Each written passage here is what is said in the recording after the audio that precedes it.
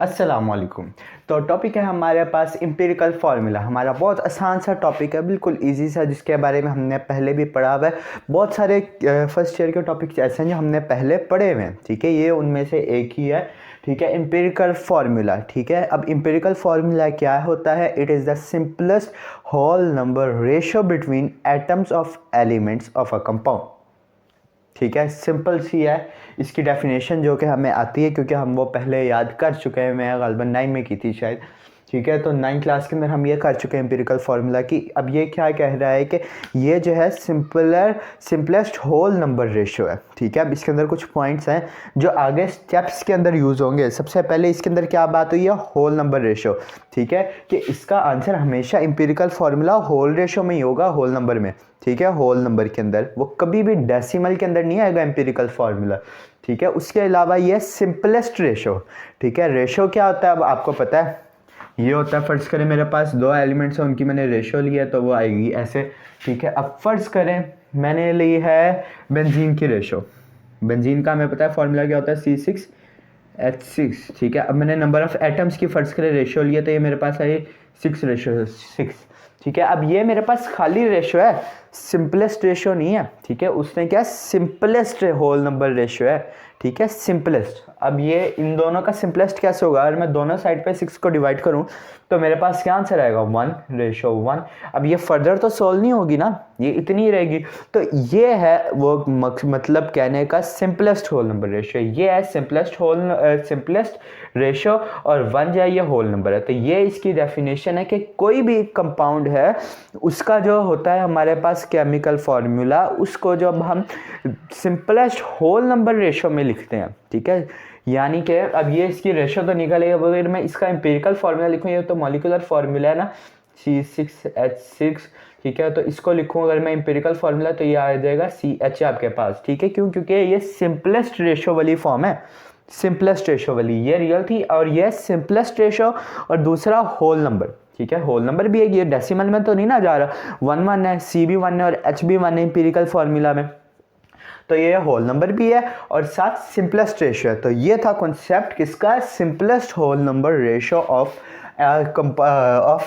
Atoms of elements of a compound, ठीक है। अब आगे इसकी एग्जांपल है। एक तो आप ये सिंपल यही दे सकते हैं बेंजीन की, और दूसरी आप दे सकते हैं ग्लूकोज की। ग्लूकोज की यहाँ मैंने लिखी हुई है, यहाँ मेरा नहीं ख्याल लिखने की ज़रूरत है। ग्लूकोज का फॉर्मूला आपको पता है C6H12O6, और इसकी जब हम एम्पिरिकल फार्मूला निकालेंगे तो आएगा हमारे पास CH2O, ठीक है। अब आगे आ जाते हैं। तो ये है steps to find the empirical formula, ठीक है। यहाँ तक तो हमने पहले भी पढ़ा हुआ था, लेकिन अब ये चीज़ है ना, ये हमारे लिए नहीं है, ठीक है। ये न्यू है, ये हमने पहले नहीं पढ़ी।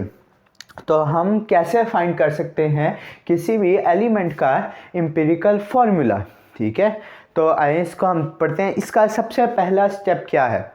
सबसे पहला स्टेप है इसका कि हमने परसेंटेज निकालनी है, परसेंटेज कंपोजिशन निकालनी है किसी भी एलिमेंट की, जो कि हमने पिछले टॉपिक में पढ़ा था। हम कैसे निकालते हैं? Mass of element divided by mass of compound multiply by 100, तो हमारे पास क्या आ जाएगी? परसेंटेज ऑफ एलिमेंट, ठीक है। तो ये हमने निकाली सबसे पहले परसेंटेज। दूसरा स्टेप क्या है? Find the number of gram atoms, ठीक है। उसके बाद हमने निकालने ग्राम एटम्स यानी नंबर ऑफ मोल्स। पहले परसेंटेज निकालनी है, फिर परसेंटेज से हमने कैसे नंबर ऑफ मोल्स निकालने, कैसे निकालने वो भी उन्होंने लिखा था। For this divide the percentage composition with the atomic mass, ठीक है। यानी कि जो मेरे पास एलिमेंट है जिसकी मैंने परसेंटेज निकाली है, उसकी परसेंटेज को अगर मैं उसके एटॉमिक मास के साथ डिवाइड कर दूंगा तो मेरे पास क्या आंसर आ जाएगा? वो आ जाएगा उसकी ग्राम एटम्स या नंबर ऑफ मोल्स, ठीक है। ये हो गया सेकंड स्टेप। अब जो थर्ड स्टेप है वो क्या है? उसको हमने लिखना है रेशो के अंदर, ठीक है। रेशो फॉर्म के अंदर उसको हमने लिखना है, ठीक है। और ये कोई इतना मुश्किल नहीं है कि फ़र्ज़ करें मेरे पास ये आई थी तो इसको मैं रेशो के अंदर कैसे लिखूंगा? 6:6, ठीक है। ऐसे इसको रेशो के अंदर लिख देने। फिर उसके बाद जो स्मॉलेस्ट वैल्यू होगी उसके साथ सबको डिवाइड करना, यानी इसके अंदर स्मॉलेस्ट वैल्यू तो 6 है, तो मैं 6 को 6 के साथ डिवाइड कर दूंगा, ठीक है। दोनों को डिवाइड किया तो मेरे पास क्या आंसर आ गया? 1:1। अब ये मेरे पास होल नंबर आ गया। लेकिन अगर होल नंबर मेरे पास नहीं आता, ठीक है, कोई भी डेसिमल वैल्यू आ जाती है, फर्ज करें यहाँ मेरे पास 1 नहीं आता, यहाँ पर मेरे पास आ जाता है 0.5, ठीक है। तो अब इस केस में क्या करना है, ये हमारा 5th स्टेप है। इस केस के अंदर हम कोई भी नंबर अपने पास से ले सकते हैं जिसको मल्टीप्लाई करने से ये जो डेसिमल है होल नंबर में कन्वर्ट हो जाए। जैसे हमारे पास यहाँ पर 0.5 था, अगर 0.5 को मैं 2 के साथ मल्टीप्लाई करूँ तो मेरे पास आंसर आ जाएगा, दोनों साइड पर मुझे 2 को मल्टीप्लाई करने पड़ेगा, 2:1। तो ये मेरे पास आ जाएगा इंपेरिकल फार्मूला। ठीक है, ये बेंजीन का नहीं मैंने लिखा, बेंजीन का यही वाला है इंपेरिकल फार्मूला। ये मैंने आपको समझाने के लिए लास्ट 2 स्टेप्स लिखा है, ये इसका इंपेरिकल फार्मूला नहीं है। ठीक है, तो ये था हमारी एक्सप्लेनेशन। अब आगे मेरा ख्याल है अगर हम इसके साथ एक एग्जांपल कर लें तो हमें ये ज़्यादा अच्छा समझ आ जाएगा। वैसे मैंने एग्जांपल के लिए सारी सेपरेट वीडियोस बनानी है, हर एग्जांपल की, या 2-3 एग्जांपल की, 3-4 एग्जांपल्स के अगर छोटे हुए तो वो एग्जांपल्स की मैं अलग एक वीडियो बनाऊंगा। ठीक है, ताकि आपको सारा कुछ मुस्ना मच जाए, सेपरेट काम रहे। ठीक है, एग्जांपल्स की मैं अलग बनाऊंगा इंशाल्लाह वीडियो। फिलहाल अभी ज़रूरत है क्योंकि टॉपिक को समझना है इसलिए उसकी ज़रूरत है, तो यहाँ पर मैं एक एग्जांपल आपको करा देता हूँ। ठीक है, तो मैं इसको यहाँ से रेस करता हूँ और एग्जांपल को गिवन डाटा वगैरह लिखता हूँ।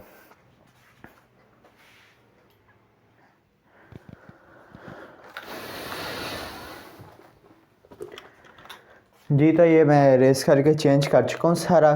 तो अब मैं आपको इसका सबसे पहले इसकी स्टेटमेंट पढ़ के सुनाता हूँ ताकि आपको समझ आ जाए। अगर आपको स्टेटमेंट की समझ आ जाती है तो आपको न्यूमेरिकल इस सॉल्व करने में काफ़ी आसानी रहेगी। ठीक है, तो आइए स्टेटमेंट को पढ़ते हैं।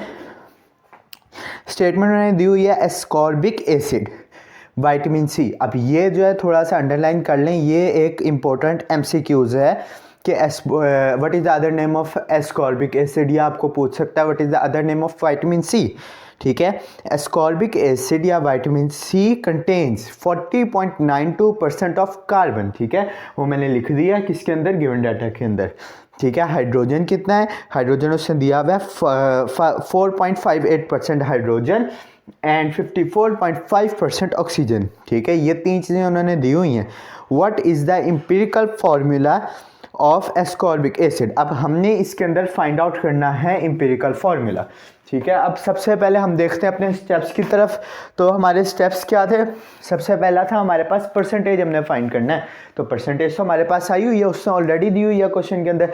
सेकंड स्टेप उसने क्या कहा है, find the number of gram atoms, या फिर हमने इसके अंदर से number of moles find out करने हैं। नंबर ऑफ मोल्स कैसे हमने फाइंड आउट करने हैं उसके बारे में हमने पढ़ा था यहीं पर ही, कि उसके number of moles find out करने के लिए हम जो हमारी परसेंटेज है इसको एलिमेंट के एटॉमिक मास के साथ डिवाइड करेंगे तो हमारे पास क्या आ जाएगी, उसकी ग्राम एटम्स। ठीक है, तो अब मैं यहाँ पे इसको करता हूँ सॉल्व, इससे सही है।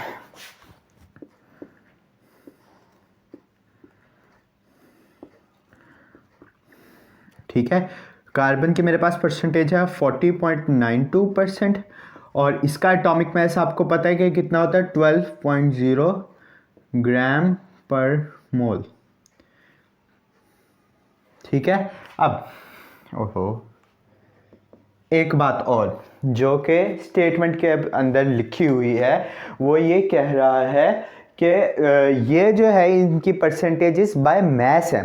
ठीक है, यानी कि ये अब वही वाली हमारी कंडीशन आ रही कि 100 ग्राम्स ऑफ कंपाउंड है हमारे पास और ये परसेंटेज बाय मैस है, तो यानी कि 100 ग्राम्स के अंदर फिर इतने ग्राम्स ही हुआ, यानी कि यहाँ पे मैं परसेंटेज की बजाय लिख सकता हूँ क्या, ग्राम्स।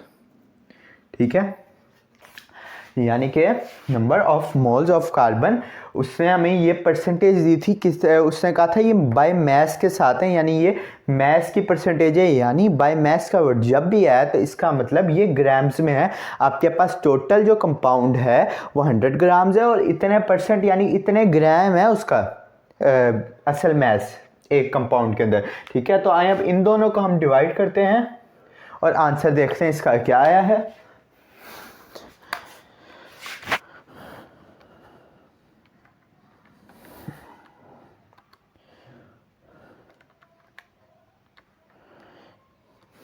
तो ये हमारे पास आंसर आया है 3.41।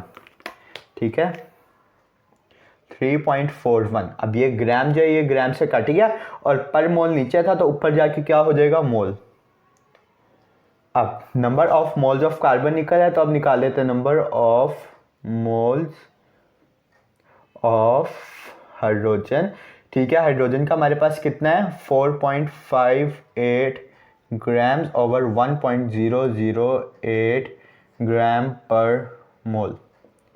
ठीक है, ये बात हमें पता है कि हाइड्रोजन का एटॉमिक मास कितना होता है 1.008। ठीक है, तो अब मैं इसको भी कर लेता हूँ।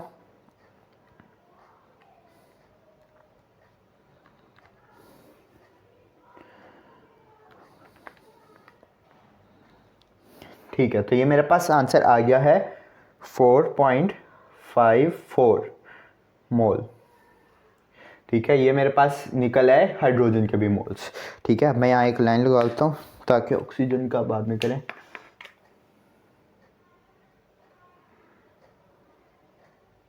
ठीक है, अब यहाँ पर हम आके फाइंड करते हैं ऑक्सीजन का। ऑक्सीजन का मैंने अब ये नहीं लिखा, मैं यहाँ पे ऐसा करता हूँ। ठीक है, number of moles of oxygen मैं डायरेक्ट लिख रहा हूँ, आप ये नंबर ऑफ मोल्स लिख लें तो अच्छा रहेगा। मैं डायरेक्ट कर रहा हूँ, इससे मेरे पास जगह थोड़ी है, तो मेरे पास कितना है इसका 54.5 ओवर ऑक्सीजन का कितना होता है 16 ग्राम पर मोल।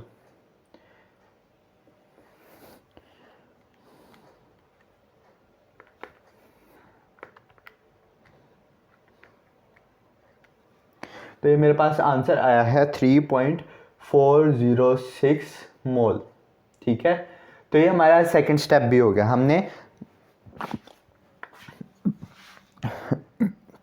हमने इसके ग्राम एटम भी निकाल लिए। अब थर्ड क्या है, थर्ड हमने इनको लिखना है रेशो में। अब यहाँ पर एक बात है, आपने जो रेशो में लिखना है वो अल्फ़ाबेटिकल ऑर्डर के लिहाज से लिखना है। ठीक है, अल्फ़ाबेटिकल ऑर्डर यानी कि ABC में पहले क्या आता है, C आता है। ठीक है, तो हम लिखेंगे पहले C, उसके बाद क्या आता है H आता है, फिर उसके बाद क्या आता है ABC तो आती है ना, उसके हिसाब से ही है। ठीक है, अब यहाँ पर हम इसी तरह बिल्कुल इसके मोल्स पुट करेंगे। हमारे पास आगे में कार्बन के मोल हमारे पास कितने थे 3.41 रेशो 4.54 रेशो 3.406 बस। ठीक है, तो ये हमने लिख लिया रेशो में। ठीक है, अब जो हमारा फोर्थ स्टेप था वो क्या था, हमने डिवाइड करना है इन तीनों को, जो सबसे स्मॉलेस्ट वैल्यू है हमारे पास, जो हमारे पास सबसे स्मॉलेस्ट वैल्यू है, हमने उसके साथ डिवाइड करना है तीनों को।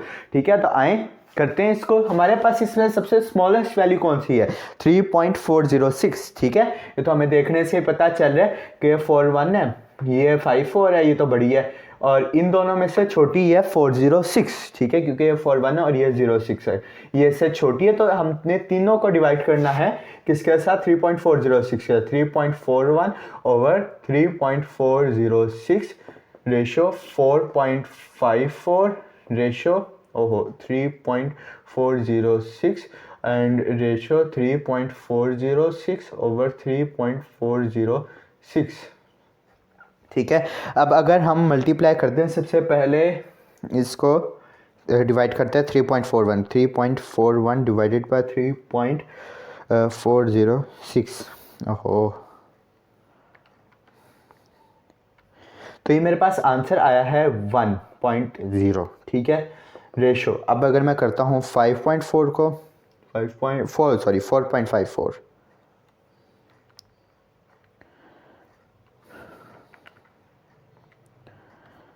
तो ये मेरे पास आंसर आया है 1.33। और रेशो इसको करें, यहाँ मैंने भी रेशो लिखना है, हाँ अब ठीक है, और ये तो हमें पता सेम है, तो 1 ही आंसर आ जाएगा। अब जो हमारा फिफ्थ स्टेप था वो कहता है कि अगर हमारे पास रेशो के अंदर डेसिमल आता है, हमें होल नंबर चाहिए, अगर डेसिमल आता है तो हम किसी भी ऐसे होल नंबर के साथ इसको मल्टीप्लाई करेंगे तो कि हमारे पास होल नंबर आ जाए। हमने आंसर होल नंबर में ही लाना है, क्योंकि हमारे पास डेफिनेशन है it is the simplest whole number ratio.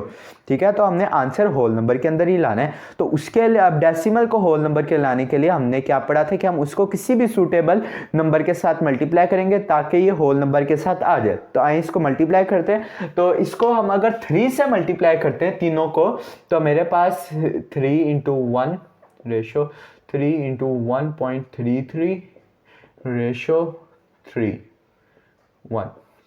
ठीक है। अगर अब इसके करें तो 3 1 3 रेशो, तो अब यहाँ पर हमारे पास क्या आएगा आंसर 3.99 आना चाहिए अप्रोक्सीमेटली। मैं फिर भी आपको करके बता देता हूँ। 1.33 मल्टीप्लाई बाय 3 इज इक्वल, हाँ 3.99, 3.99 रेशो 3। ठीक है, अब 3.99 अप्रोक्सीमेटली इक्वल होता है 4 के, तो हम इसकी जगह 4 लिख सकते हैं। तो हमारे पास आंसर आ गया 3:4:3। ठीक है, अब ये हमारे पास आ गई किसकी, ये हमारे पास सिंपलेस्ट होल नंबर रेशो आ गई। अब हम इसको फॉर्मूले के अंदर पुट करेंगे, यानी इसके अंदर पुट करेंगे, तो हमारे पास आ जाएगा ये C3H4O3। ठीक है, तो ये हमारा आंसर आ गया इंपेरिकल फॉर्मूला को यहाँ से तो EF लिख देता हूँ, EF। ठीक है, तो ये हमने निकाल लिया इंपेरिकल फार्मूला और एक हो गई हमारी एग्जाम्पल भी। ठीक है, तो ये था आज का टॉपिक। होप से आपको समझ आ गई होगी। Thank you very much. अल्लाह हाफिज़।